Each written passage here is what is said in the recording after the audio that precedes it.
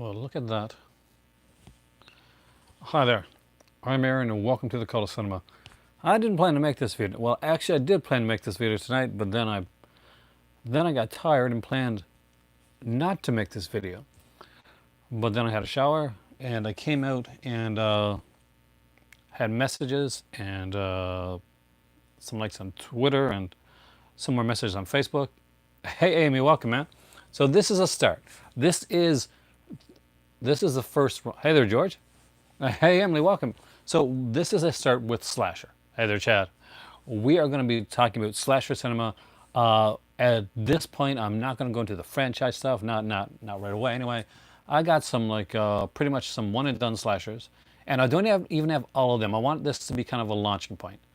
Hey there, Dave. So There's certain people that I think are probably gonna drop in tonight because it is slasher territory, and this is my jam. This is what I grew up with. So welcome to the Cult Cinema. We are talking slashers tonight, slasher horrors. If you've been watching or you're new to the channel and you came in when I was doing my Vinegar Syndrome stuff, thank you for coming back. If you're a regular, I want to give a big shout out and a big thanks. And because hey Al, welcome, man. Because I never remember to do this, and I gotta do this, and I will forget to do this on the end. I will shout out my Patreon subscribers here. So Action Jackman, Brent, Brian, Dale, Dr. Mark, Mad Scientist, JR62, both Ryans, because I don't like to give out people's last name unless you want me to. And Shadow, thank you so much. There's a poll up for Saturday. Check that out. Anyway, here we go. We're going to dive into slashers.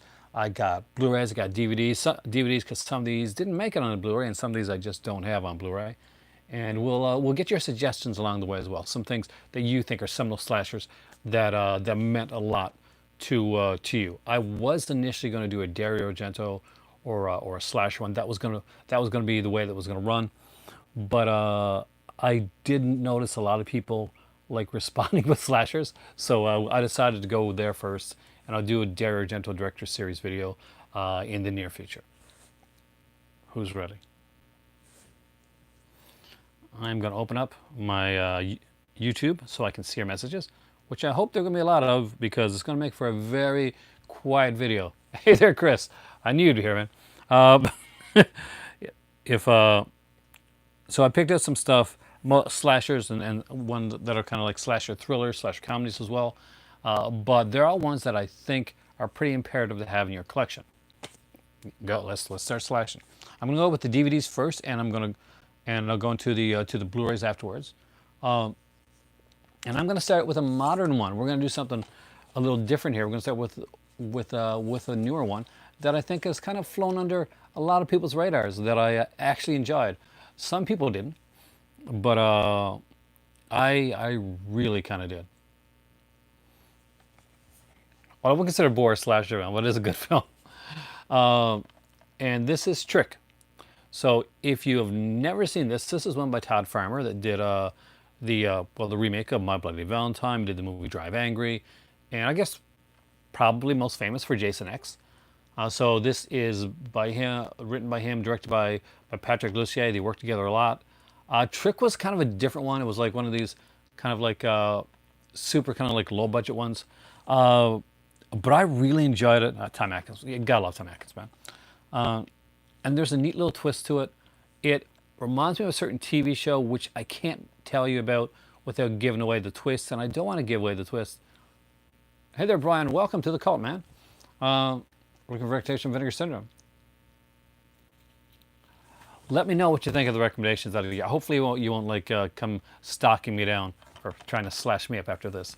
We're doing a slasher video tonight, and this weekend, well, there's some cool stuff coming this weekend.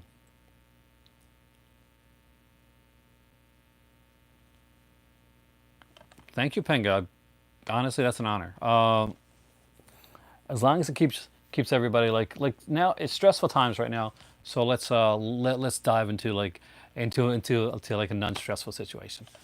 Being hunted by serial killers. But this was a fun one. There's some neat masks in this one. I will say mask because it doesn't just stick with one serial killer mask. And there's some neat little twists along the way. It reminded me of of a TV series that was done by a certain guy that did Scream as well, so I just enjoyed it. Now, as for like kind of the more comedic thriller slasher ones, I could not put this one in here, and I think this was on like Showtime or something like that. But I really liked these two films, and Vinegar Cinema I could talk about for eternity. I was actually going to make a Vinegar Cinema complete collection video, and my better half said, you know, you've done a lot of Vinegar Cinema recently. Give it a few days. Give it a few days before you go back to that well again, or people are going to get tired of hearing you talk about it. So hence the suggestion of one of my of another topic, and it came out to be slashers. Hey there, Jason. Welcome, man. Cabin by the Lake and Return to Cabin by the Lake. I can't wait. That's what I'm going to do, Pink, is like wait till the order shows up and just do a complete one after an unboxing. I'll do an unboxing of the ones I got, and then I'll do a whole overview. I really like these. Judd Nelson is incredible in these films. He plays an author that of like horror novels, and they're making a movie out of his out of one of his novels, and he's really good at getting to the minds of serial killers because and there's no big spoiler to this one because he is a serial killer, and he's been getting away with it for quite a while. Excellent film. This definitely needs a really good Blu-ray release. I would love to see both of them come out on either like Vinegar Syndrome or Scream Factory. Arrow release would be fantastic for those films there. Now, speaking of ones, Rad, Night Train and Terror, Deadline, Mascara, Mascara's excellent. Psychic Killer, Blood Games is also Evils of the Night. I want to see what you got here. Hard Soap. I missed Hard Soap. Disco Lady. Candy Snatchers. Candy Snatchers is one I really want. Like on the list of ones that I want, Candy Snatchers is up there. It's like one of the big highest one. Commentary. Judd, I say you would do a commentary too. Unfortunately, these here were pretty bare bones. If you got this one, you know exactly what I mean. Now, speaking of movies that Arrow Video have done a Blu-ray of, I really, really need to upgrade this one here. It is a slasher film, an excellent one that I always recommend to people when they're getting into slasher films, starring Daphne Zuniga, James Reed, Clu Gallagher, and Psycho's own Vera Miles. So that is The Initiation. Hey there, Cinema Zach. The Initiation is just one of those really cool little slasher films that kind of takes you by surprise with one, the quality of the actors and acting in the film, and the neat little twist that happens near the end. You might see it coming, but even if you do or if you don't, it's enjoyable either way. And I would suggest that if you collect slasher films, this is one that is a must-have in absolutely everybody's collection. Did I recommend The Initiation to you, Chris, or was that one you had already?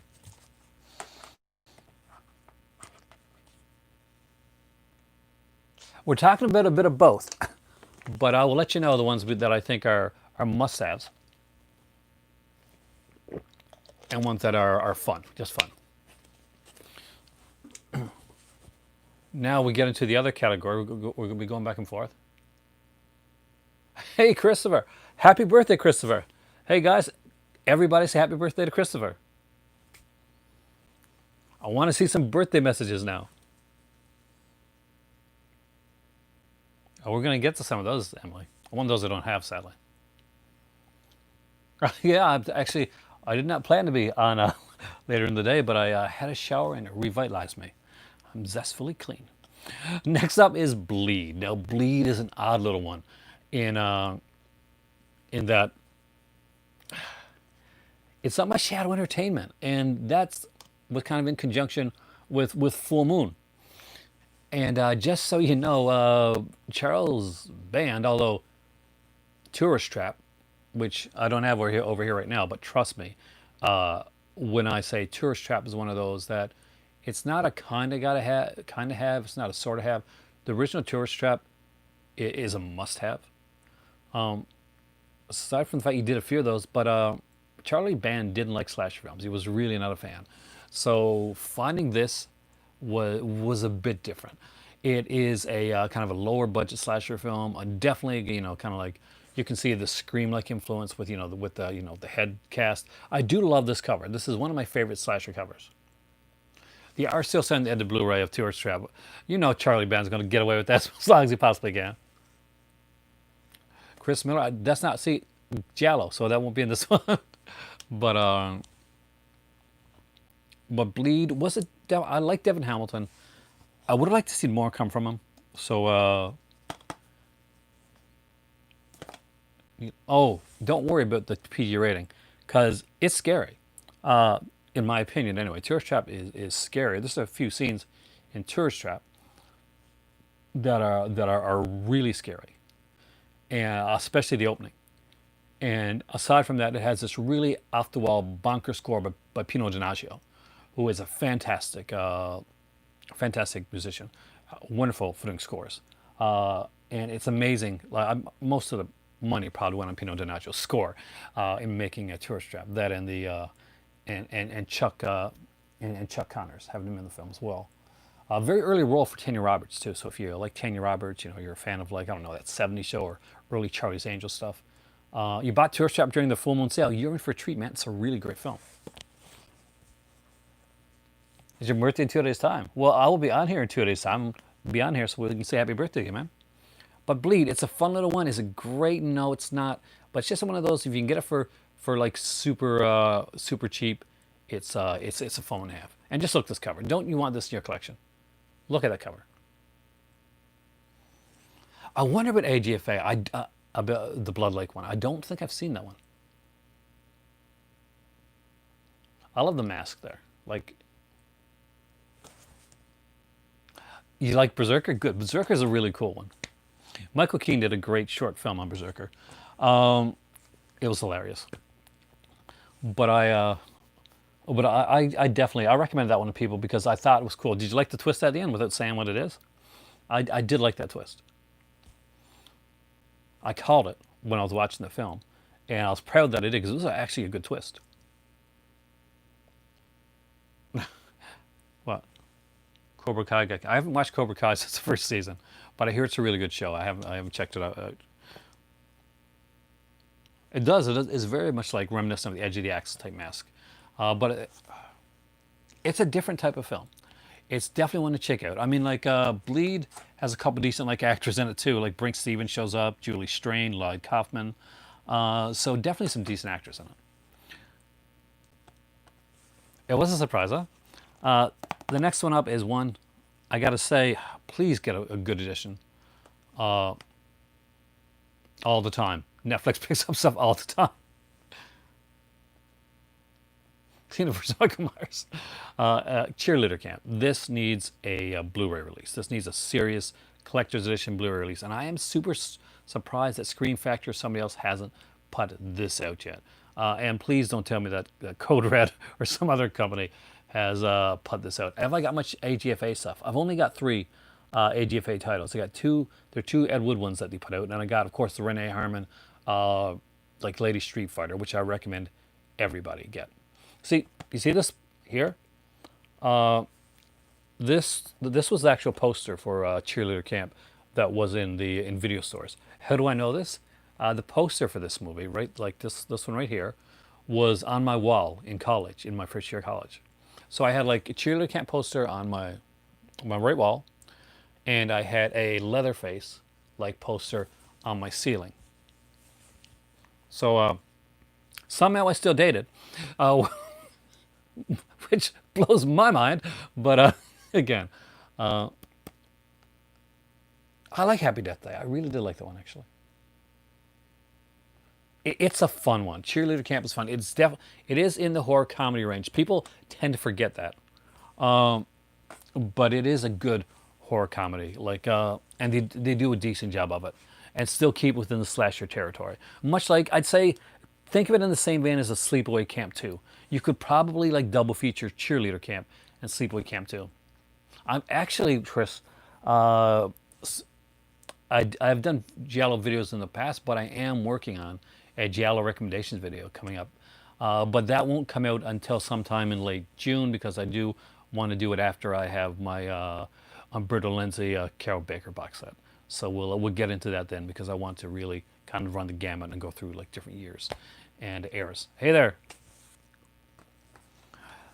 Now this one has kind of similar cover, but it is a weird, unusual, fun little film, and it had an appearance by a little known actor by the name of George Clooney. I know, kind of an unknown name, but it's called Return to Horror High. Now, if you have not seen this one is definitely like a slasher film. That is odd. It's kind of bizarre.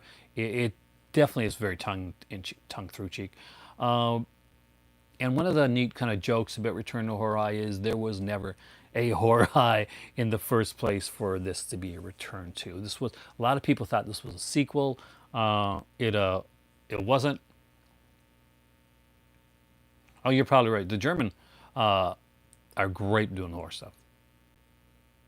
It's still in limbo for now until they get the lawsuit worked out, which hopefully will be soon because they're missing a lot of money that they could potentially have, especially with Halloween revitalizing the whole slasher kind of comeback genre.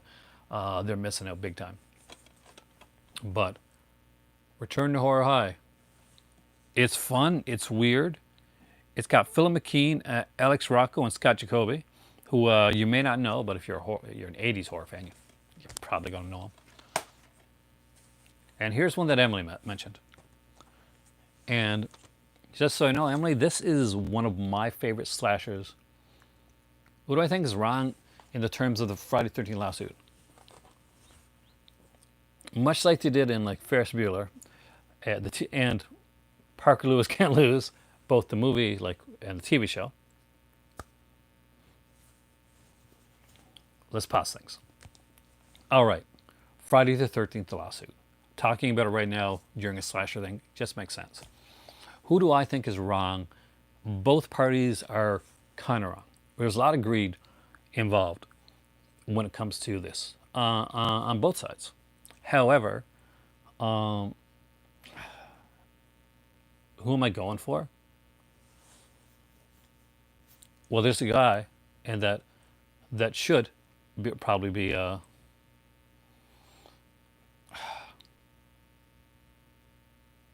not Victor Miller. See, Victor Miller wants his intellectual property of Friday the 13th. Now, it doesn't take like a genius or a writing scholar to realize that Friday the 13th is just Psycho done backwards with a kill count. And that everything involved in what made most everything involved in what made this series, the Friday 13th franchise, successful wasn't done by Victor Miller. Uh, Pretty much not at all. Victor Miller's version of Jason was pretty much just an illusion, like a jump scare at the end. But another writer who would take in part two and part three, he would pretty much cement all the things that you think of for a Friday the 13th film. So I can't go with Victor Miller on this. I mean, he deserves something, for sure. Give him a payout, but as far as intellectual property, nope. Uh, that's my thoughts on it. Unfreeze. Okay, if I missed your messages, I do apologize there, but I will check that. What are my thoughts on Black Christmas? Well, Black Christmas, well, the original is my favorite film of all time. I do think it's one of the original slasher films. I do not think Psycho is one of the original slasher films. I know, sacrilege. I think Psycho is a great little thriller. And I think like Psycho was a slasher by really just going on the name alone. Just like, but I'm pretty alone in that. Now, Black Christmas 1974, I love. Black Christmas 2006 has gone from being something I really hated when I initially saw it to something where I kind of pitied the guy that made it because it was obviously made by somebody at the Glenmorgan at the time that wasn't like feeling the strongest as a creative person, as a director, writer, producer, whatever. Basically, he wasn't in control of the film. You can see that, but now it's a so bad it's good. So I can enjoy it for that. No, Norman Bates is a slasher when you get to Psycho 2 and especially Psycho 3. Norman Bates from Psycho 1, it seems more of like a, no, it is a slasher, like, by, by the loosest definition in terms. But I think that Psycho 2 and like 3 really cements him as a slasher. Whereas the first one seems like more of a thriller. But that, again, that's just me. I think that Norman Bates becomes a slasher kind of after the fact when you look at the sequels and stuff that would go back. Norman Bates becomes one of the ultimate slashers. By Psycho 3, he is like the slasher. He's definitely like entrenched himself into that category. I think Frenzy is almost a little bit more of a slasher, and that's a strangling movie than Psycho is. But that's just me. I'm weird. You'll always know that. House on Sorority Row, the original. Now there is a case for the remake as well. I thought it was really fun. But House on Sorority Row, if you do not have this one in your collection, and you collect, it's like, well, yeah, you collect like slasher films. Yeah, I gotta say. Oh, that's what I say. Yes, he legitimately slashed Ironwood.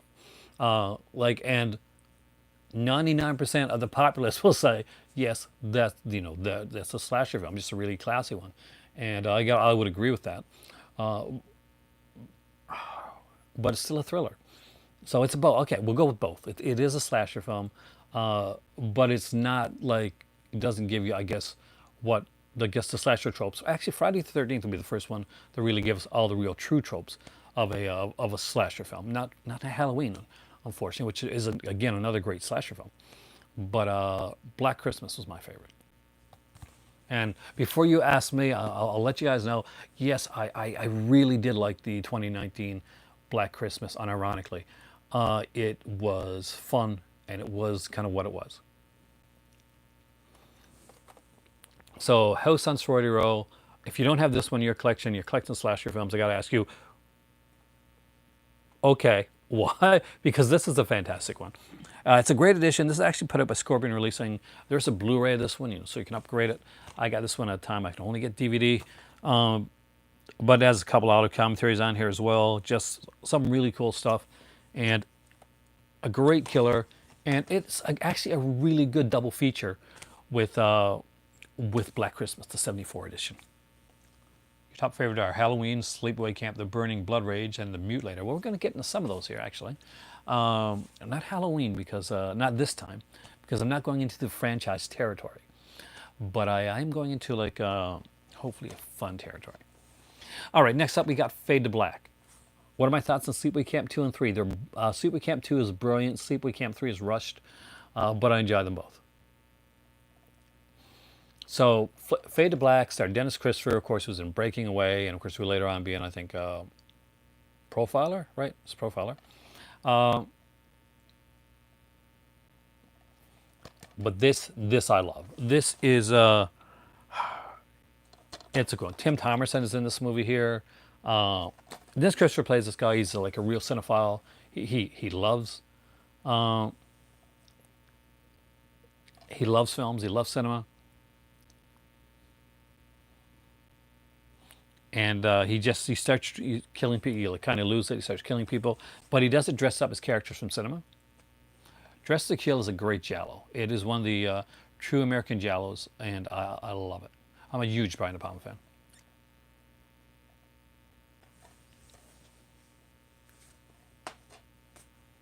All right, next up is one that hopefully is not going to be a controversial one, because some people will say, "Oh, is this really a slash?" Yes, this is a slash film. It's not a giallo. It often gets lumped in with the giallos, but it is 100% a slasher film, and that is Stage Fright. So Stage Fright is done by how do I pronounce his name again? Michele Soavi.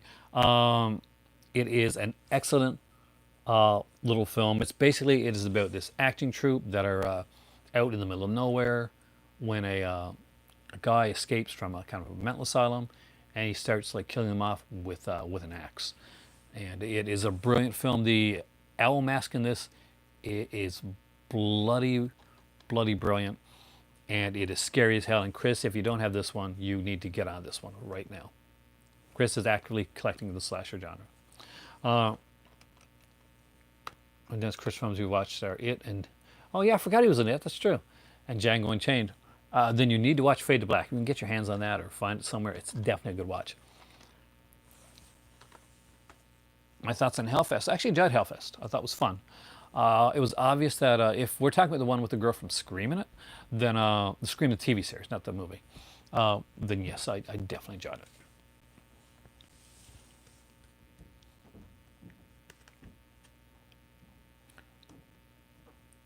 Although I'm not talking Vinegar Syndrome, this is a Vinegar Syndrome. Hey there, Kobe. Welcome. We're talking slashers tonight, man. Splatter University. A lot of people don't like this one. I find it brilliant. It's bloody brilliant. It's cheesy. It's tonally weird. Its opening it is kind of insane. Or you could say that that slasher is a subgenre of Giallo because Giallo came first, right? And I utterly enjoy this film. Have I seen The Church? The Church. You mean the Demons? Well, it was originally supposed to be Demons 3, but Suave took the Demons name off of it. Yes, I have actually got over there. The VHS cover. See, this was the original. As far as this is the cover I remember for this. Now there is the alternate artwork, which is this one right here. But I love this art. I really do. I'm a big fan, Emily, of like Elizabeth Caton. So I got a crush on her. I always did for like in my youth. So Splatter University, that cover goes on there. So I brought a few of the one and dones here from 88 Film Slasher Cinema as well, because I had to have some of them here, and I didn't want to put them all in, because here's the thing. This is a part one. This is a start. This is a primer. If you guys enjoy this video, we'll do more of these. We'll even go deeper into the slasher genre, and I'll bring it some I'll get some really deep cuts along the way, and hopefully some of these will be kind of deep cuts here as well. I don't think the great days. I think the golden age of slasher has come and went, but because of the type of films that they are, you could easily there could easily be another golden age of slasher. Hey there, Bill. Slasher best in summer. I don't know, Emily. I do love summer slasher films, but I'm jonesing for a Friday the 13th set it during the winter, because I just think it'd be brilliant with the blood and the white snow and the. Hey there, Jerry. Welcome, man. I gave you a shout out, by the way, earlier. Evil Dead Trap's a great Japanese slasher, which I don't have, by the way. Candyman's coming back next year, yep. And they just announced, by the way, and I'm sure you guys already know this, but Lee Winnell did a movie called Upgrade, which I pimped on here because I really liked Upgrade. And now they're making a TV series out of Upgrade. So excited about that. And Lee Winnell is kind of behind it. So if you liked Upgrade, there's a TV series for upcoming. All right, back to slashers. The Boogeyman. It's an odd one. It's Uli Lommel. And I've got this obsession type thing with Uli Lommel's work, especially his Boogeyman, Olivia, that type of stuff. Midnight Mitrian I thought was fun. Bloody ending. I love it. It kind of just amps up and amps up and amps up, and it just goes there. I really enjoy Midnight Mitrian. I like Vinnie Jones. He's just cool and stuff like that. The Boogeyman is a fun one. Who here has seen this movie? Just like if you've seen this movie, if you know this movie, let me know. Give a hell yeah or something. Let me know if you've seen Uli Lommel's The Boogeyman. Love it. There you go. Hell yeah. You're after my own heart there. This is fun. Now, the second one is insane, and I may love the second one even more because of its insanity. So this one here, this is the original Boogeyman, like not the ones that was done later on, but got John Carradine. Basically, hey David, welcome, man. These two kids, never seen them. See their mom playing kind of a light, rough kind of S&M type game with her boyfriend or lover, um, and they're caught peeking. So what the boyfriend does is he ties the older kid, the boy, to a bed, like hands and feet to a bed, and the sister, the little girl, uncuts. Hey Ash, like cuts him out, cuts him out of his, off the bed, and he kills the guy, and like in a kind of a fit of like rage type of thing. He's a kid. He's scarred because he sees the guy like over his mother with a stocking on his head for fun. This is the first couple minutes of the film. It starts with a Halloween style tracking shot, by the way. But what initially comes, you think this is what the movie's about? No, if you're thinking that it's going to be about the little boy and he's going to grow up and be a serial killer like Michael Myers, no. What you're going to get with the Boogeyman, hey there, James, is you're going to get a movie about a mirror that's cursed with the soul of the person of that guy that was killed, and there's going to be insane murders in there. It's going to be crazy. So check it out. Told you it's different. And yes, there's a sequel. And then there's another sequel called Return of Boogeyman, which is actually the third one. Dead of Winter. Not at all a slasher film. It's more of a thriller, but it's one that I wanted to get in here. Dead of Winter is a remake of an earlier film called My Name is Julia Ross. And Dead of Winter stars Mary Steenburgen,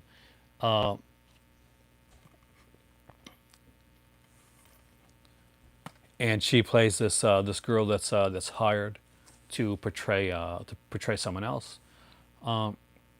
It has a great performance by Roddy McDowall. I don't want to tell you anything else about it. Just pick it up. If you haven't picked it up, pick it up. Now the next one is an excellent little slasher film. Mother's Day. The cover to Mother's Day, when I saw this back in the VHS days, was just like this here. What I call Basic Instinct of slasher. Basic Instinct, it fits the tropes, but Basic Instinct it starts into another genre. A genre that like movies like Body Chemistry, movies like that Night Eyes, and like Fatal Attraction would go. It's kind of its own like little genre. And I'll talk about that genre. Not noir, definitely not noir. Like a sexy noir, it's not noir, it's not neo noir, but it's definitely its own genre. There's a name for it, but I really don't have it yet. So when I used to get this one at VHS, this here, right here, see this face, the mother with the skeleton half face there, that used to creep the hell out of me when I was a kid. Scared the crap out of me. I'm just going to the video store.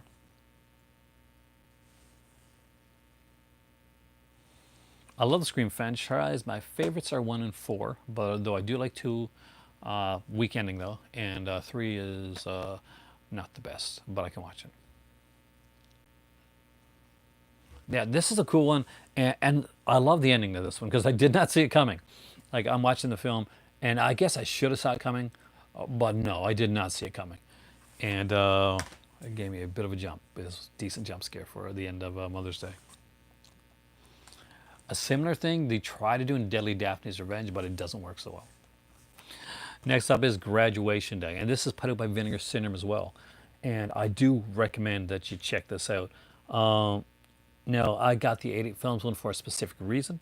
One, I was collecting these because they had these sexy red cases.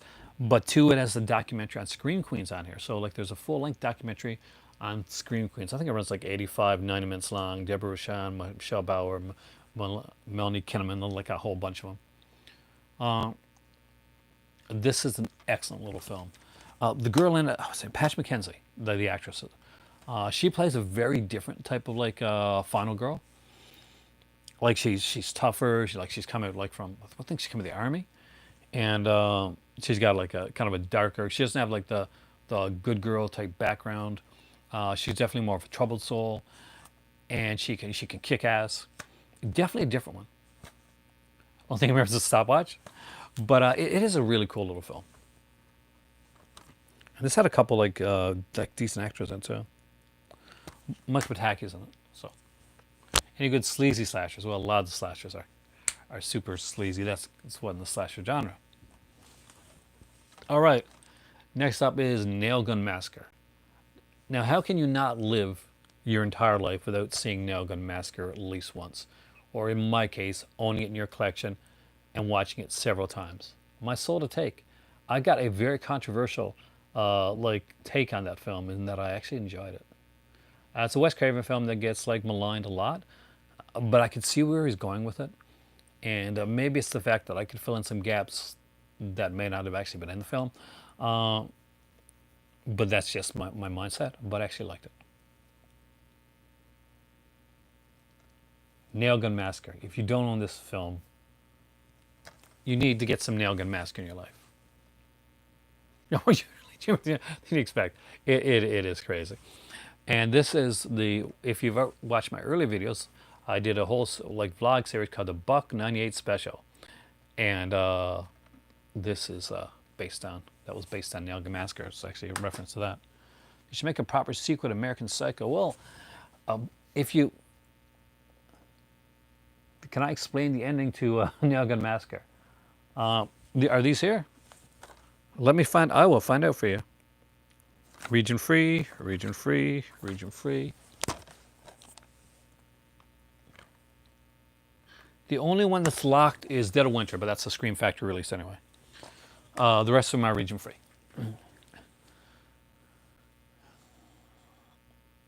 Well, my thoughts on Nail Gun Massacre is that the didn't catch the killer in Nail Gun Massacre, but the killer gets away, and somebody kind of takes the fall for the killer. Is that what you thought about Nail Gun Massacre? I won't like go too far for people that haven't seen it, but the person that gets chased and eventually gets pays the price is not who I think the killer is.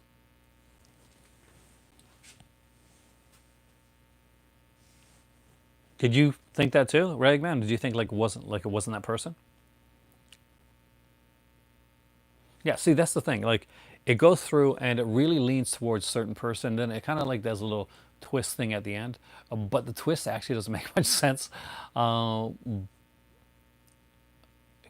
kind of know, and there's just from the frame of the killer and everything, you're like, oh, yeah, no.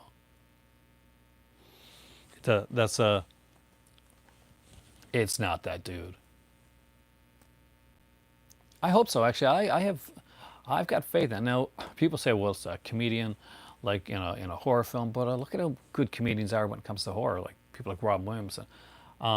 Comedy and horror are honestly they're two sides of the same coin. They both require a specific amount of darkness in your soul, and it'll be, and they'll be able to do it well. Phantom of the Mall, Eric's Revenge. I love that film. I used to watch it all the time. I had I think it was one of those horror magazines. I had had a poster, like the full ad for Phantom of the Mall, and I had it cut out and put up somewhere. So that was kind of cool. Okay, this is a giallo, hence kind of slasher type one, and it is The Comeback. So this was done by Pete Walker. Pete Walker did a couple of these. The other one he did that I wanted to put on here was Schizo, which I actually really enjoyed. Shocker, I thought was fun. I mean, Shocker was good because of the actor playing Horace Pinker, but Shocker left a lot there. There could have been a lot more with Shocker. It was uneven. Pete Walker's The Comeback and Schizo are two fantastic little films that I do recommend you check out. They kind of cross the line between slasher and giallo, leaning heavily into giallo territory. But for this video here, I'm just going to put them on the slasher one. But great kills in some of these, especially The Comeback, with a great little twist ending on that one. And I do definitely recommend it. We got a couple other. House 3 is very similar to Shocker, actually. Remake of Don't Go in the Woods by Beard Lee. Wait a minute, there's a remake of Don't Go in the Woods? I don't think I've seen that, man. You mean Don't Go in the Woods Alone? Yeah, I was actually I'll put that one here on the list, but I didn't have it for this go round. Any of the ones that I'm mentioning right now? No. The Comeback and Schizo were done in they're English films. They're from the UK. Now these are not these are North American releases, but they were UK films by a UK director by the name of Pete Walker, probably most famous for like stuff like the like Frightmare and the Flesh and Blood show, which was actually had its opening sequence in 3D. And if you buy the Kino edition of it, there's the 3D sequence is actually hidden on the disc, so you can find it. It's an Analgraph 3D, but still looks pretty decent. So they're kind of interesting little ones there. Next up is Ice Cream Man, and Ice Cream Man is an excellent, excellent little film. It starred Clint Howard. He's still trying to make make another one. Him and the director of Ice Cream Man are still trying to work hard on getting an Ice Cream Man 2 out there, where Clint Howard's like is not the Ice Cream Man, but he's kind of like the voice in the new Ice Cream Man's head. Opinions on My Bloody Valentine is one of my all-time favorite slashers. I live 5 minutes away from where My Bloody Valentine, the 1981 film, was made. It was made in Sydney Mines, right here, right just outside of North Sydney. They renamed it Valentine's Bluff for the film, and I am going to be doing a video. It was only the whole what's going on in the world right now that kind of isolated me, that stopped me from making it. But I will be making a video hopefully in the near future, and I'm going to show you guys what Valentine's Bluff from the original My Bloody Valentine looks like today. I will walk you through the streets of Valentine's Bluff, and I will even try to show you a bit of the mine, not the inside. We can't get in there because it's blocked off now, but we'll get to see a bit of it. Is the Scream Factory Blu-ray worth upgrading from the Emery? Definitely, 100%. This is excellent, and not just like it just as a just the transfer. The transfer is incredible, like way better. But it's got a commentary. Remember the Monster Vision show used to come on I think it was TNT. You know Joe Bob. So Joe Bob was doing like summer school. I remember back then. So Joe Bob did like this whole summer school thing, where he had like Clint Howard on, and he asked him questions, and he asked him questions about not just Ice Cream Man, but he asked him questions about one of his favorite films, which was Evil. What's it called again? Evil. What's it called, guys? Clint Howard film. He's younger in it. It's insane. I love it, actually. Evil Speak. Thank you, Al. That's the one I'm thinking of. You're the man. This is a great edition. There's interviews with Clint Howard, with Norman Epstein, who of course is the director of the film, an interview with the producer, David Goldstein. Incredible stuff. And just so you can see the alternate artwork, which is pretty much similar, it's just like without anything on it. See, there was very little ice cream actually used.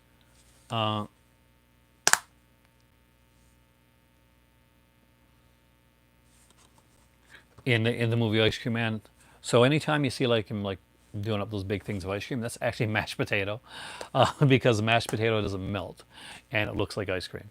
That's so. An interesting little one that also came from Vinegar Syndrome, and it's kind of a slasher film. There's a slasher aspect, definitely a slasher aspect to it, and it is Richard Casey's Horror House on Highway 5. This is a hodgepodge of a lot of different things, but there's a slasher running around in a Richard Nixon mask, which is a portion of the film, and it is a really fun little one here.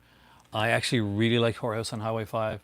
I had a lot of fun with this one. It is a weird, fun, crazy film, and unfortunately, it's also sold out. Vinegar Syndrome does not sell this one anymore. If you ever find this one for a decent price, definitely pick it up. Yeah, I think he was on Seinfeld. I'm pretty sure everybody was on Seinfeld, right? Clint Howard was he did like a lot of stuff. He did a lot of his brother's movies, like his brother's Ron Howard, but incredible stuff. Psycho Cop Returns. This is the original slipcover that originally came with it. Yes, Tori Wells did have a cameo in the Ice Cream Man. Actually, Tori Wells, wasn't she married or like dating the director like around that time? I'd have to go back and look, but I thought she was actually dating the director of the film. Maybe I got it mixed up. I'll check, but or you can check if you want to. Roger Corman's staple. 80s films. Well, did I miss that question? In a sense, why all 80s films so damn awesome? '80s was just like, it was just a cool time for cinema. They were like, everything was being made, uh, and this is a good time for cinema too. We just gotta find our stuff. Have I seen the slasher TV series? I did. I actually really liked it, Dave. I enjoyed it. I actually liked it more than American Horror Story. Don't shoot me. But I have liked all three seasons. I really liked the last season. I liked the twist in the last season. The first season, even though the killer was blatantly obvious all the way through, I really enjoyed the I really enjoyed the look of the killer, especially, and the murders were pretty brutal. Harper's Island is still the best slasher TV series that ever came out. I think Scott Spiegel, like, he definitely, he would like to. I know Spiegel's one of those guys that isn't just he loves directing. He works in other aspects. So he's a writer as well, and he's a performer. He's acted in films too. He's done stuff. He did like the Ash versus Evil Dead. Remember that series? So he did some of the demon voices on Ash versus Evil Dead because he was like one of the guys that did like the demon voices in Evil Dead 2. Yeah, no, he was. I would love to see his stuff. Scalps. Actually, that was almost on this list, but actually got put up to the second list, which will come up in the near future. Okay, so Psycho Cop Return. If you haven't seen this one, really, really cool show. Really cool. It represents a really good show. This is really fun. It's Adam Rifkin, actually, by the way, guys. And this is of course, I don't own Banana Splits, so I haven't really got to see it yet. But what I've seen of it, I won't lie, I actually like everything that I've seen about Banana Splits. And I know people are like, oh, well, slow budget and all this type of stuff. Oh, I gotta turn this around. Why haven't I turned this cover around yet? Hold on a second, guys. I'm gonna turn this cover around. Because this is a bloody brilliant cover. Psycho Cop Returns, by the way, is very tongue-in-cheek, but it's actually really fun. It's really well done.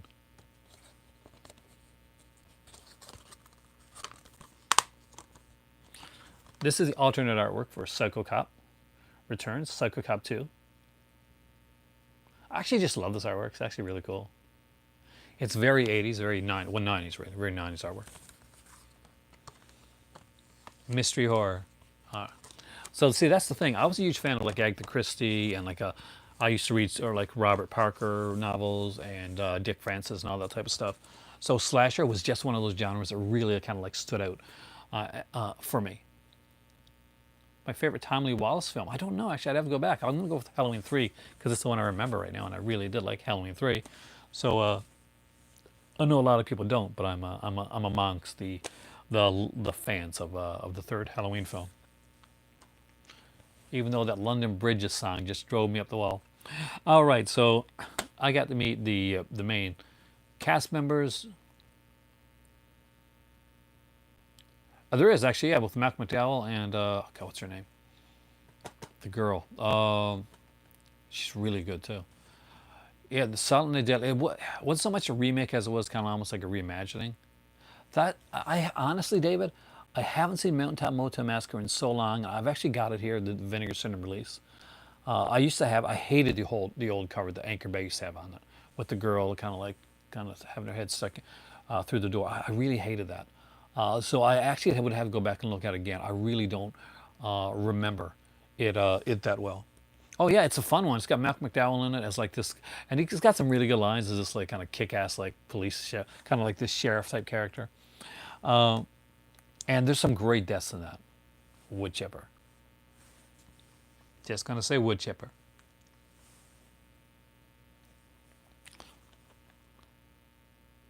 Do I need to say the name of this one? Who's okay? Without me naming it, who can name this movie?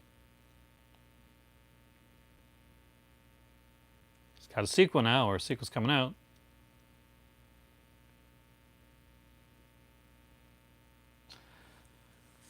Child's Play 2019 was okay. The ending was really lame and lackluster, and the beginning was really lame and lackluster. But all that stuff in between was extremely good. I mean, extremely good. This is The Orphan Killer. So The Orphan Killer was a film that came out from what's his name? Matt Farnsworth. Right? Yeah, Matt Farnsworth, and He made this movie. He used a lot of like indie, like if you like heavy metal, a lot of indie heavy metal bands, like in black metal, in this one here. Diane Foster, the girl that stars in it, is really gorgeous. And when I say that, I'm not saying just she's really gorgeous in the film. I've met her, and she is really sweet, like a sweetheart of a lady, and just strikingly beautiful, and just one and extremely extremely nice, extremely approachable. Um, I remember grabbing this movie and the Mask at the same time. So if you've been watching my channel for a while, you've probably or may at some time seen me wear this mask. It's actually just over there, and I can actually get it in a second if you want me to. But the Orphan Killer mask is just in, incredibly cool. There's like it is a low budget film, so you got to go in like measuring your expectations when it comes to that. But it is bloody. The leads are really good. There's some like so-so acting around them, but I thought that the leads actually did a pretty good job. And the mask is just killer. It's just a killer mask. And I actually do have a mask made by the director himself, not actually made by it's a mass-produced one. The Orphan Killer mask became popular later on, and they actually did a mass production of the mask. You want to see the mask? All right.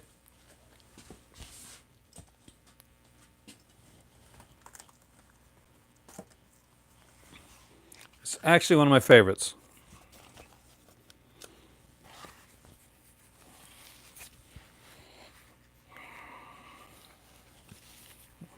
Let's go get some right.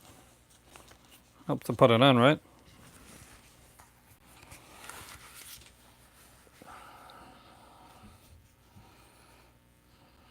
So I tighten it. Yeah, just put it down for now just to.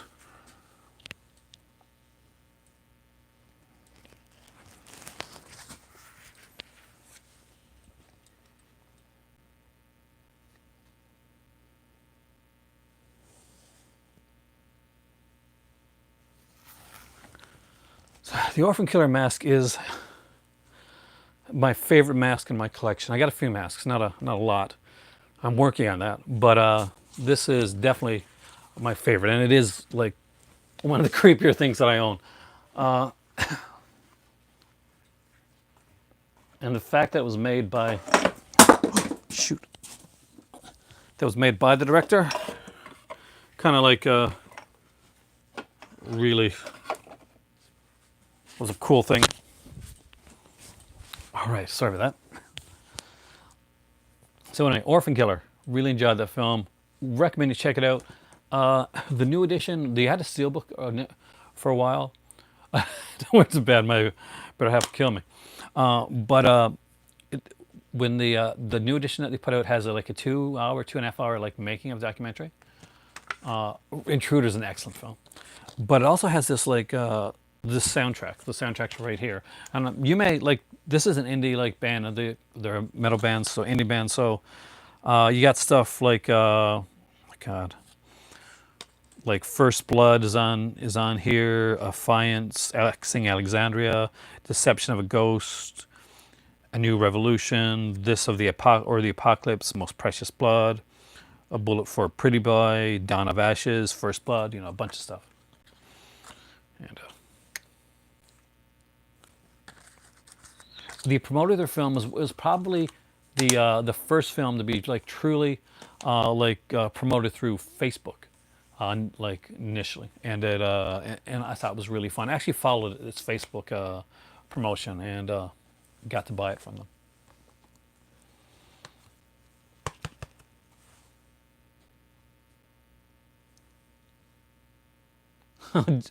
Did somebody just mention gutter balls? I actually like gutter balls. Insane but fun. You got to see the original Intruder. It's so good. If you're talking about the one like the one done in the grocery store with like Sam Raimi, uh, excellent little film. A little part by Bruce Campbell there as well. You got Renee Estevez in there, like a whole cast of people. A Nico Mistorakis film, and I'm a huge fan of Nico Mistorakis. Hear me talking about him like a lot, and eventually I will do like a director's overview on him as well. and that is Blind Date. So this is a cool one.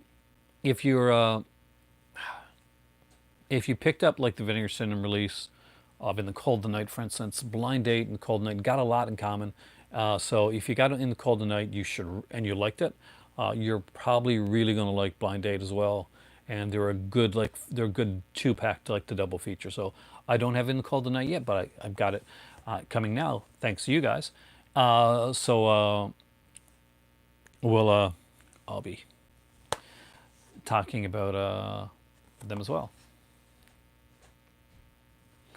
And if you've never seen this one, Joseph Bottoms is in this one. You got Kirstie Alley at her peak, looking really gorgeous in this movie. And you also got like a tiny role for Marina Sirtis. So if you're a Star Trek fan, you got nude scenes from the girl from Star Trek 2, right? Kirstie Alley, or Star Trek 3? Star Trek 2, I think. And then you got a nude scene from Marina Sirtis from Star Trek: The Next Generation. I definitely consider the collector's films slasher films. There, some people consider them like more along the torture porn, but I still think they run in along the slasher ones, kind of like this Chrome Skull films. They definitely do it. Thanks, Brian. I do have the Shameless Rain Slicker, though I gotta find it. I gotta put it somewhere.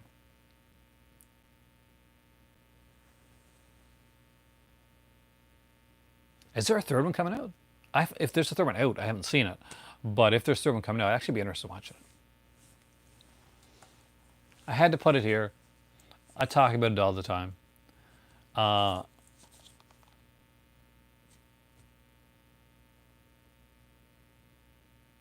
Black Christmas. Utterly adore Black Christmas. This is the Season Grievings edition. I have not seen enough Hong Kong, like Asian slasher films in general. Never too late. Scott Spiegel should get on that. That's a movie Scott Spiegel can do. Intruder too. But you know, Black Christmas is my favorite film. This is it. This is my favorite film of all time. 1974, Black Christmas. It's what made me do what I'm doing now. It's what made me fall in love with movies in the first place. It's a great film by Bob Clark. It is very Canadian. It's kind of exploitation, and it is so Canadian. Like everything about that one is Canadian. Does this one? Oh, this is the original Black Christmas. Anything? Was there deleted scenes last? I'm trying to remember. This has a bunch of stuff on here. Like I'll put it to you. Yeah, there's deleted scenes. This edition here. Have you seen this edition, or have you guys mostly seen the Scream Factory one? So this is the Canadian edition of Black Christmas. It came out under the is it like conjunction with Anchor Bay, I think. So actually, I like the remake, the 2000. I didn't like the 2006 remake very much, but I did enjoy the 2019 one because I liked that it didn't try to do this, and that it kind of did its own thing. Now, some people were, and I'm not going to get into the political or any of that type of stuff about it. Some people didn't like that aspect of it, but I think that the director and stuff was, was let you know ahead of time, so that if that was something that you were interested in, you just didn't go see it. But there are certain things. It was just a crazy cheesy film, and I had a lot of fun with it. I really did. One, Imogen Poots is really cool as an actress, and cult. It's a cult, man. I love those cult type films, and I love that it didn't just get into Black Christmas. Like I love that it kind of could go with kind of tonally, and still like do its own thing without kind of like. I think 2006 was a very different film, but it tried too much to like try and say I'm better than Black Christmas. Thanks, George. Yes, please. If you're here, please hit the thumbs up button. It helps out my channel a tremendous amount. And thank you, George, for saying so. This came with it. So if you've never seen the Canadian edition, Rue Morgue's Canadian horror magazine, much like Fangoria, which I'm sure every one of you guys know. So what they did, they made like a mini Rue Morgue magazine. It is definitely a well shot film, the 2006 Black Christmas film. I definitely have to give it that, although I'm not a huge fan of the film.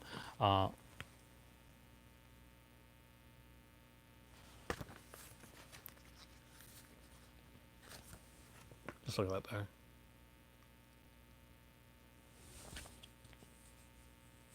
Hey, welcome there. Don't Be Afraid of the Dark. Not a slasher film, but a really good film.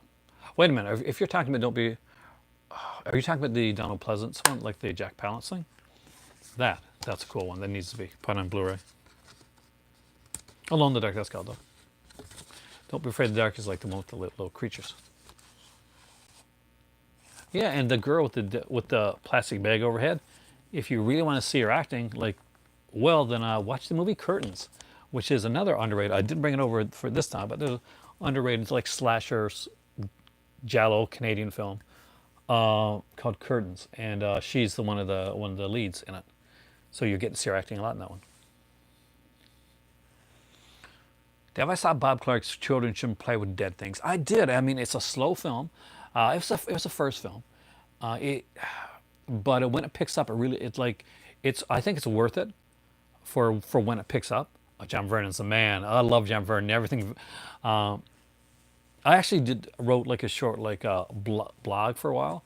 I was only just that I wrote for just keep my writing kind of sharp, and I did a whole like blog post on John Vernon.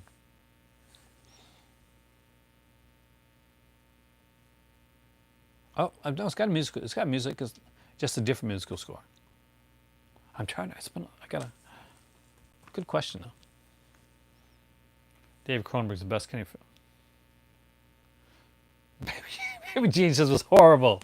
On the Snaps, I don't have the Snaps Blu-ray release for Intruder, but I'm going to guess it's good. Snaps usually does good stuff. Didn't like the ending. I can kind of get. I kind of like the ending. It was kind of. It was insane. It's like they decided that he knows you're alone. I love that film. That actually early appearance of like which you know of course Tom Hanks. He has like this kind of like this dark like monologue thing in it. That thing was meant to be different. Is Don Sutherland's Invasion of the Body Snatchers a slasher? Definitely not. But it's an amazing film. The Dorm That Dripped Blood. Some people don't like this. Some people love this. I actually really love this film. Do I have a favorite slasher kill? And actually, it's from my favorite slasher film. It's a Black Christmas, and it stands out to me, just because of the beauty of the way that the film was shot and that the death was shot. It's not like an overly bloody kill or anything like that, but it is when Billy or Belial, depending on what you want to call him, takes the glass unicorn and stabs Margot Kidder's character to death.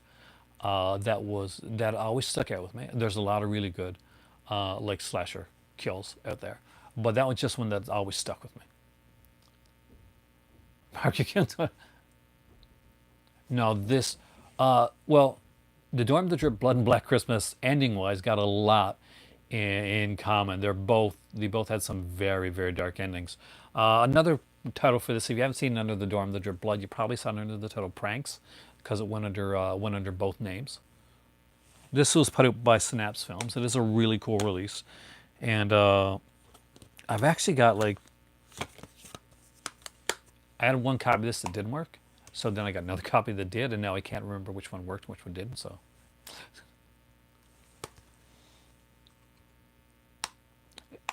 actually, I think it is set around Christmas. There's a lot like that. Exactly, that's the one, and it always creeped me out with the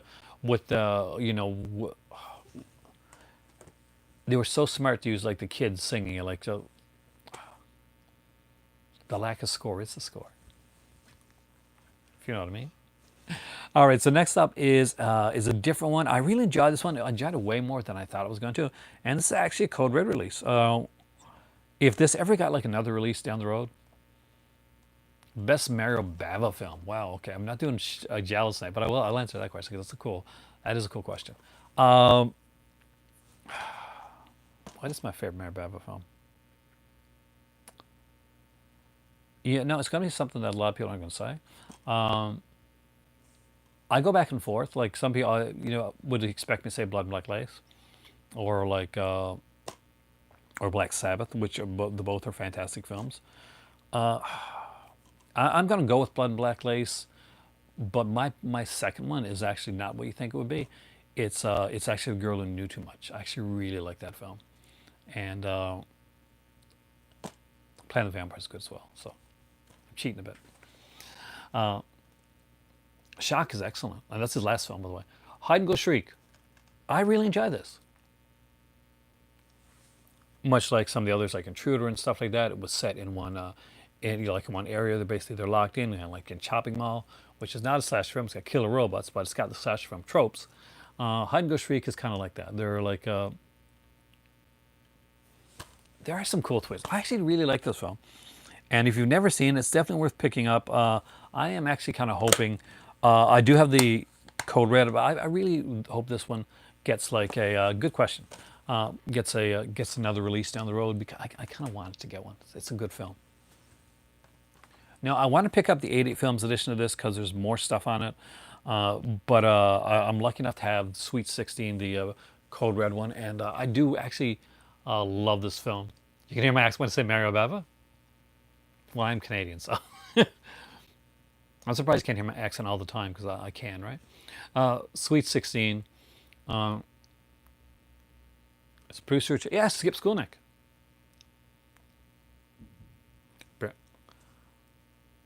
I love people's answers, like questions coming and like their answers to that. Dr. Goldfoot and the girl bombs. What about the Bikini Machine? Did you like Twilight Goodnight Rich? It's a different one.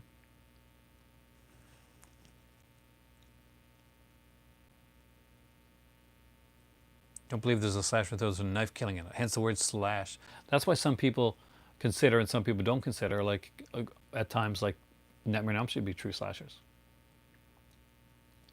I liked Texas Chainsaw 3D.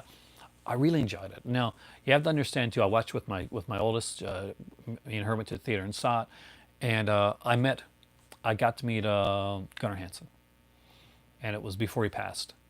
And Gunnar Hansen was extremely proud of that film. And the little part they had to do, and the guy that playing Leatherface was playing Leatherface at the time, like really kind of like showed reverence and respect to Gunnar, and I'll always pick up for the film. And I still remember like talking to Gunnar, and I was so scared of like Leatherface when I was younger. It's one of the first films I ever saw. But he was a teddy bear guy. Sweet 16 though. I don't think it's got the Ringo Starr tune. It has a good cast. I mean, like Patrick McNee is in this one. Yeah, and the star, like we got Bo Hopkins in this, Susan Strasberg. But I guess the one you remember the most is Dana Kimmel. Dana Kimmel, the star of Friday 13th Part 3, is the one that stars this. This has a great little twist, by the way. And if you've never seen it, definitely check this one out. It's definitely worth a watch. I'm not sure if Chris is still here right now, but if you are Chris, you don't own this one, get this one. Slasher. Well, Italians can make slashers too. They don't just make giallos. No, definitely, Chris. That's a really good one. And Absurd. Absurd is a great little slasher with George Eastman. Really.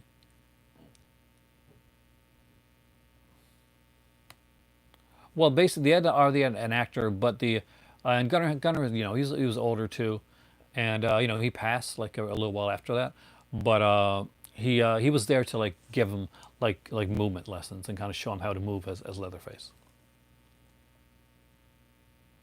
Initiation is one of those you gotta love it, right? But Absurd, the other Halloween too. Some people call this the sequel to Anthropophagus, and I guess the fact that it's George Eastman and a similar type of character, it is a loose sequel, if you want to call it a sequel to Anthropophagus, but I really don't see it as such. Just that George Eastman's a killer, but it is like the real Halloween too. I enjoy this film. I really I recommend it. I will always recommend like Absurd. We're getting into some Arrow stuff now, guys. Anthropophagus funny. Yeah, that's definitely one for the whole family. Put on Anthropophagus, Salo, perfect date night, right? Okay, so Blood Rage. If you don't own Blood Rage, you gotta own Blood Rage. You just got to. This is a bit insane, but you're gonna love it. You gotta love Blood Rage. It's just so fun. Actually, you know what? I haven't seen slasher, seen the price since the 80s. Oh, I forgot about Bloodletting. Good. That is definitely an underrated one. It's not cranberry sauce. It is an excellent little film, and it's a slasher you can put out like during every Ted Raimi. Yes, he is actually. Ted Raimi is in the beginning of Blood Rage. He's the one. He's selling condoms in a restroom. So yeah, it's one of his first appearances. So just keep an eye on the beginning of Blood Rage, and you'll get to see a young Ted Raimi, who would go on to make, and I don't have it here, so it's because I was going to put another video, a movie called Skinner, which is a different type of slasher thriller film that I definitely recommend. Texas Chainsaw is loosely based on a true story, basically. The Ed Gein story, but really what it's based on is Toby Hooper was standing in the line, and he was pissed, and he was like, "Oh, there's chainsaws on display," and he said, "I could probably take a chainsaw and just make my way to the front of the line." That's the genesis of Texas Chainsaw Massacre. Is a picture behind me of? Oh, yes, it is signed. That's when I met him. That's the picture that I got. Right, you probably can't see it, but there's a Tom Savini signed one right next to it. Over there's a signed Sid Haig and a signed Doug Bradley. Inside, I love Inside. It's one of my favorite kind of French film noir extreme horror one, new wave horror. I really enjoyed it. I would love to see like a Tempe selection release. Like I could see Vinegar Syndrome doing something like that. Because they were around like 1990s, like maybe kind of off at 2000. But I would love to see some of them done. I mean, even Scream Factory could do some of those. Bleed would be great for that. Bloodletting as well. All right, you ready for another Arrow Video excellent little slasher film that I think everybody needs to pick up? The Mutilator. See? By sword, by pick, by axe, bye-bye. I love High Tension. I think it's an excellent film. The ending totally makes sense because of the beginning. You got to understand the perception that you're seeing of the eyes of the person you're seeing high tension through. So afterwards when you watch it, then it's like then you realize, okay, that's why we see those scenes. Some people don't get it. They're like, oh, this couldn't happen because this doesn't make sense and this doesn't make sense. But it actually does. It actually all makes sense because of the perspective of your narrator. You've got an unstable narrator. Amsterdam, excellent Dick Maas film. The Mutilator, check this out. It is great. Excellent documentary. You're right on that.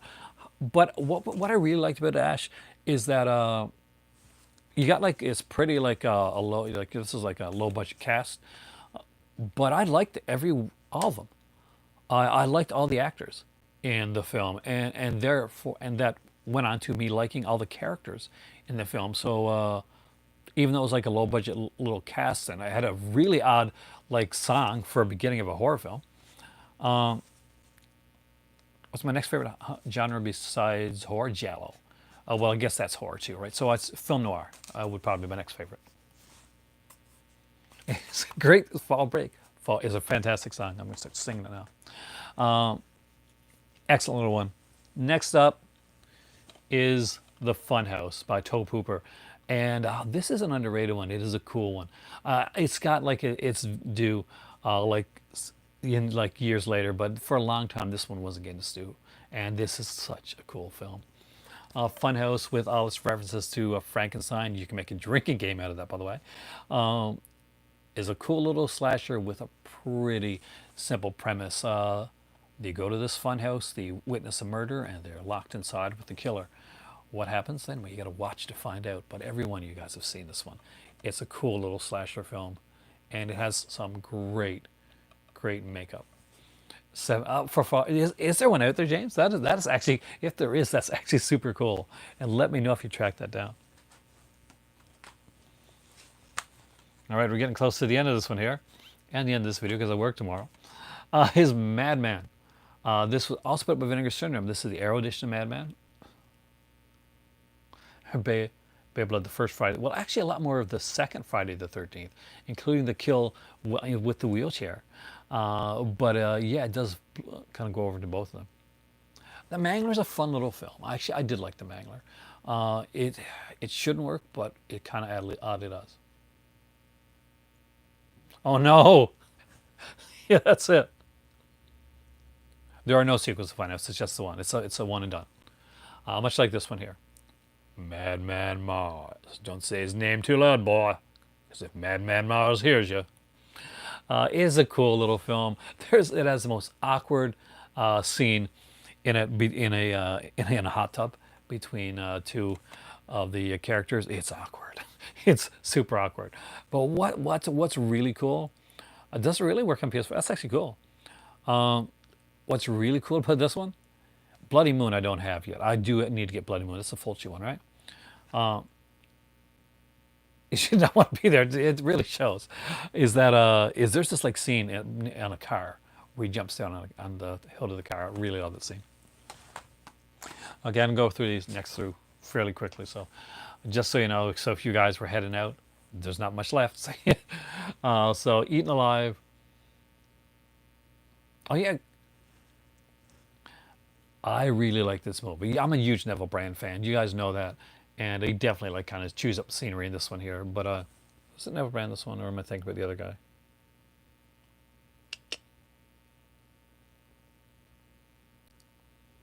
I just remember loving this movie. I like utterly love this movie. Hey there, Soul. Check this one. If you haven't checked it out, this movie unfortunately came out after he did Texas Chainsaw Massacre. Robert Englund plays Buck in it in the early part of the scene. But it like no, I think Neville Brand was like the oh, it's killing me. Come on, it's gotta be Neville Brand.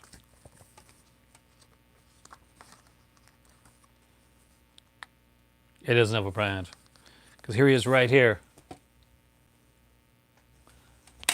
Thanks, Dale. It was just killing me. I'm like, did I get that right?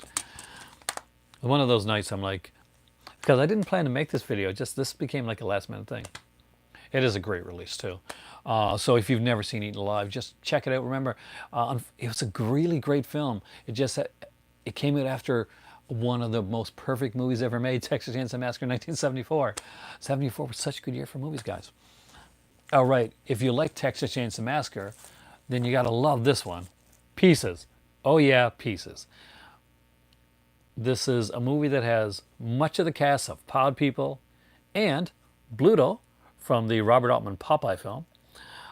Pieces is a fun, weird, strange film. I utterly adore it. I have the Arrow Video DVD of this one, which has an amazing like cover. It is bloody as hell and it's excellent. Oh no no no! Pieces is amazing, man. Because it tells you right away, Brian. It's exactly what you think it is. Sketch's caretaker. Yeah, that's the guy. That's Bluto. That's the guy from Popeye. All right, just two more here, and then we'll be done for tonight.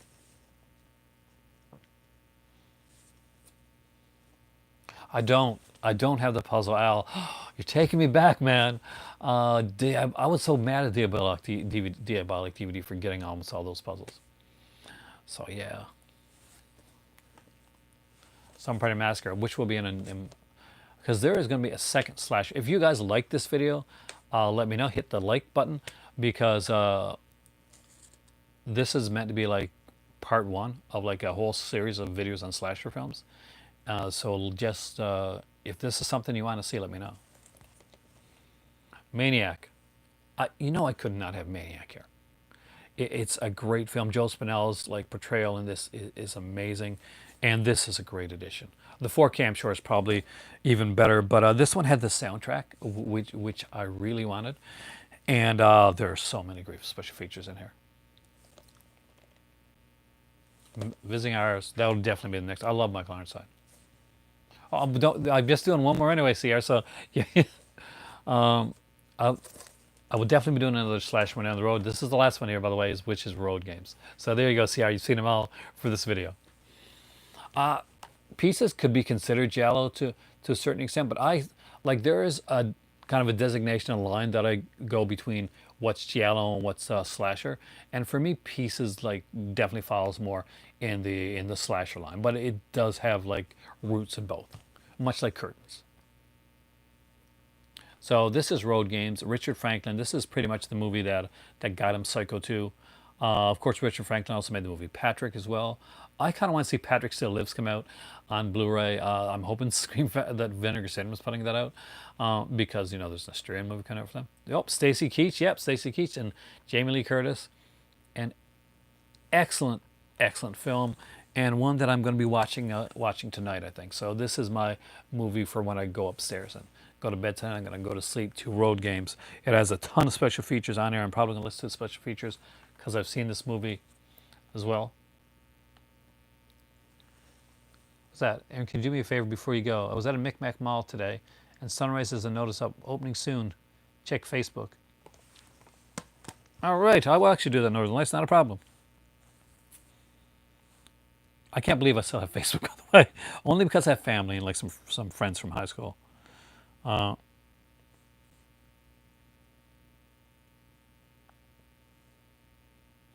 a lot of places are opening up soon with limited like.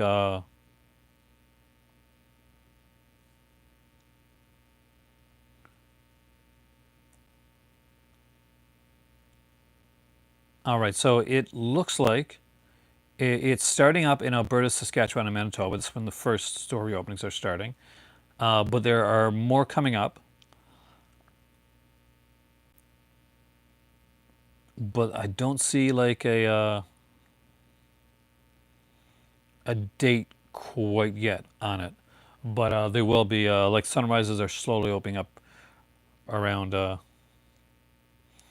Now they do say like it's going to be reduced store hours, a maximum of 10 people in the store at one time, a limited access to products, vinyl, CDs, movies, drinkware, and apparel. All new releases will be accessible as possible. Associates may be utilizing PPE. So basically, they're going to be trying to use tap if you've got like tap on there, and let's see if they say the Micmac Mall yet.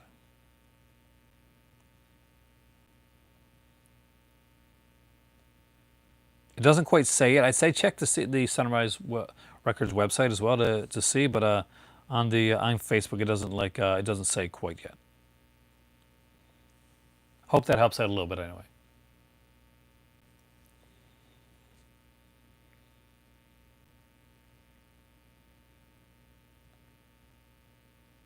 Poster Maniac is definitely awesome.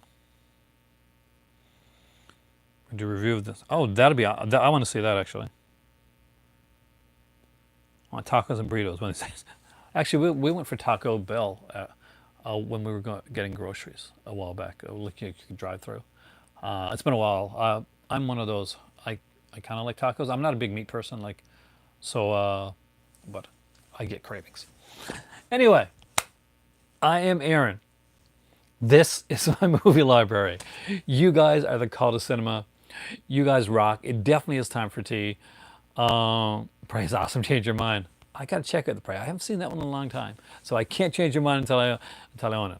Time for. I wish. I want cream school whiskey. I want to eventually try that. Have a great night, guys, and I will see you here really soon. Saturday, if you're part of the Patreon club, vote on Saturday's video, and we'll go from there because there's some cool stuff coming up. I will see you soon.